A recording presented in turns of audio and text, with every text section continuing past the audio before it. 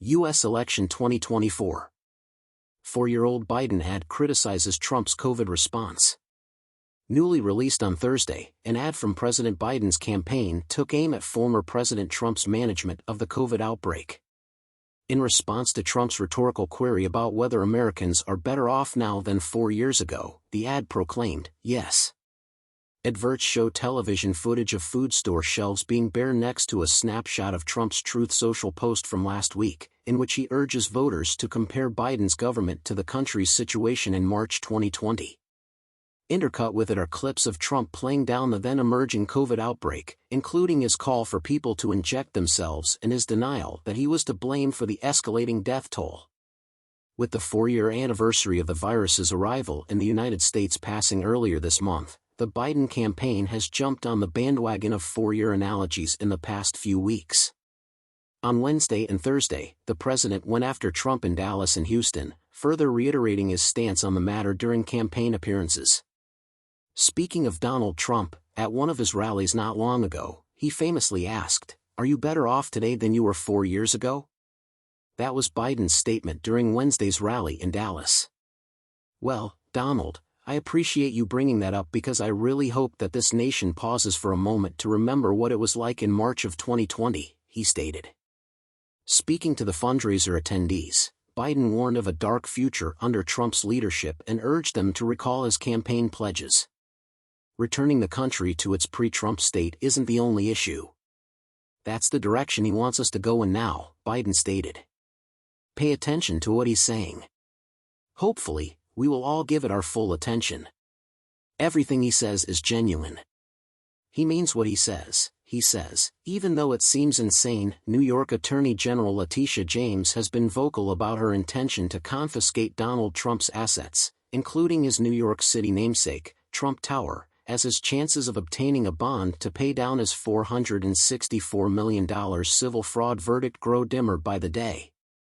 According to his lawyers, the former president and likely Republican presidential candidate for 2024 has tried to secure financial backing from approximately 30 surety businesses through 4 independent brokers, but has encountered insurmountable hurdles and has now returned empty-handed.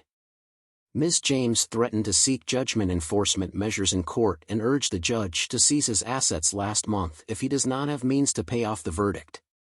Mr. Trump, meantime, has made it quite clear that he does not want his prized Trump Tower taken away. An appeal to his followers' sense of duty read, "Keep your filthy hands off Trump Tower." In order to gauge public sentiment over the prospect of the Attorney General seizing the golden-plated property, The Independent set up shop outside Trump Tower, the epicenter of the clash between visitors, locals, and Trump impersonators wearing masks. That's terrifying because Trump is a remarkable human being. One of the teens felt it was unjust that others treated him this way. "Everyone makes errors," he said in response to a question regarding the lawsuits he is facing. Wearing a cap with the Trump logo, another man stated, "Hopefully it doesn't happen." He then continued by saying he had no feelings about the matter. Mr. James maybe ought to zero in on the actual criminal activity in the Big Apple, the man suggested. "If Ms. James can seize it and that would take care of the money, then wonderful," said another man who has been selling anti-Trump shirts outside of Trump Tower since 2016. But he did warn that it will surely take away from me and his company. However, it is of no concern to me. I'm not interested in that. My main goal is to eliminate him. Lost our lease is one of the signs he has up. All of it has to disappear. This month, following President Joe Biden's State of the Union speech, the button vendor, who goes by the handle at @TeatButtonGuys_2020 on social media, reported a dramatic increase in sales. In addition, he commented on the several lawsuits that Mr. Trump is involved in, saying, "I think when you do criming, eventually it gets up to you." The Independent approached 2 Trump Tower staffers, but they both declined to respond. In the past, Ms. James has threatened to seek judgment enforcement procedures in court and urged the judge to seize his assets if Mr. Trump is unable to pay. Her administration is starting the process of taking custody of Mr. Trump's properties by entering a judgment.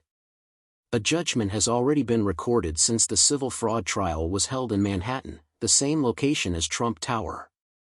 Having said that, the former president's properties may not all be as vulnerable as Trump Tower.